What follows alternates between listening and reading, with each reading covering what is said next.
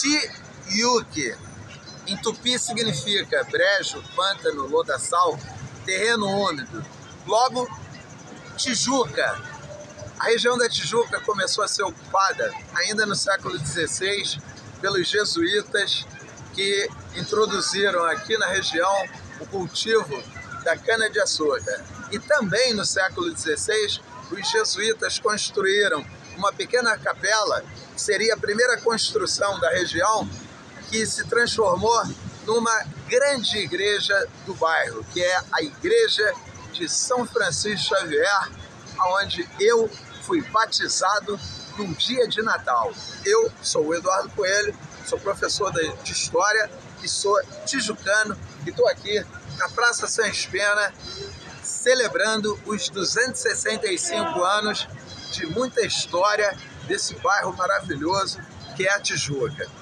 Com a expulsão dos jesuítas do Brasil em 1759, o governo português dividiu essa região em lotes e colocou-o à venda. Já no início do século XIX, essa região ela foi ocupada por várias fazendas e a introdução do cultivo de café vai estar muito ligada à história do Rio de Janeiro. Aqui na região da Tijuca foi produzido o melhor café da corte e daqui da região da Tijuca o café se expandiu pelo sul fluminense e pelo estado de São Paulo até se tornar o maior produto de exportação do Brasil. Só que a consequência para a região da Tijuca e do Rio de Janeiro, entre as décadas de 1830 e 1840, a devastação intensa das florestas do Rio de Janeiro, aqui na região da Tijuca, fez com que fosse afetado o abastecimento hídrico da cidade e também numa época em que o Rio de Janeiro foi vítima de várias epidemias.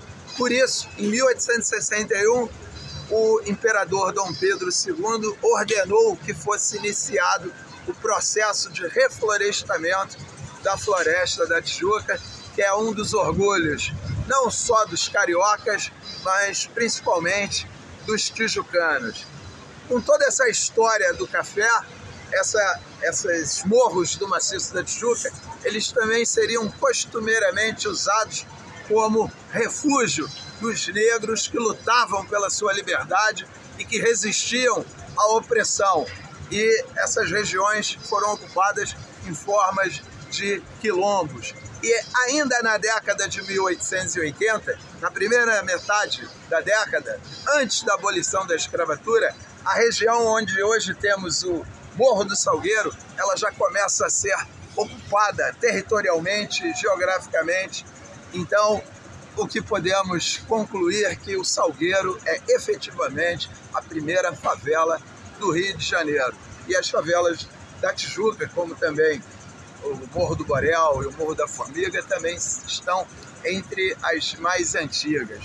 E pegando também no século XX, no início, o esporte que começa a virar uma febre nacional, que é o futebol, a gente tem aqui na querida Tijuca o América Futebol Clube, 7 vezes campeão carioca, que é um patrimônio do Rio de Janeiro e é o segundo time de todos os cariocas.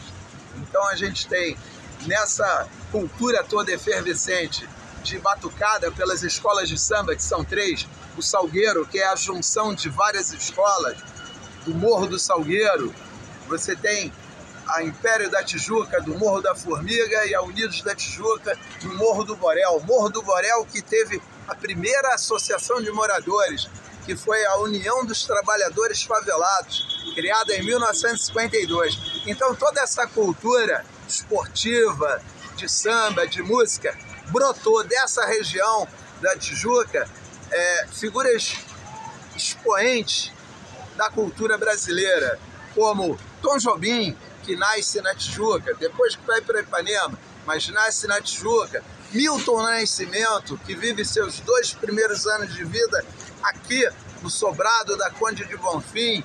E temos Roberto Carlos, Tim Maia, Erasmo Carlos, Jorge Ben, uma infinidade de nomes que transformam esse bairro numa gigantesca potência histórica e cultural.